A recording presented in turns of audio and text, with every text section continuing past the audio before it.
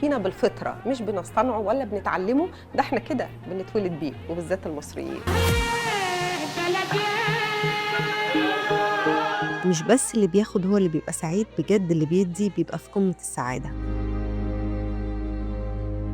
هنتكلم عن المبادرات الشبابية اللي بنشوفها كتير في الشارع المصري.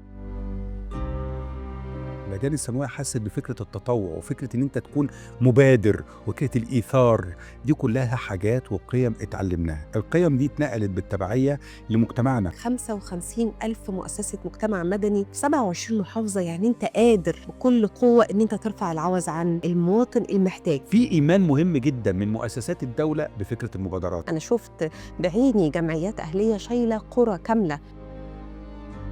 جديد على ودنا ان انت تتبرع بوقتك او بمجهودك او بجبر الخواطر، ده كنوع من انواع التبرع. دوروا على الجمعيات اللي موجوده جوه محافظاتكم عشان هي هتكون اقرب لتبرعكم واقرب كمان لفكره الشفافيه. اسالك سؤال بقى، اخر خير عملته امتى يا حسام؟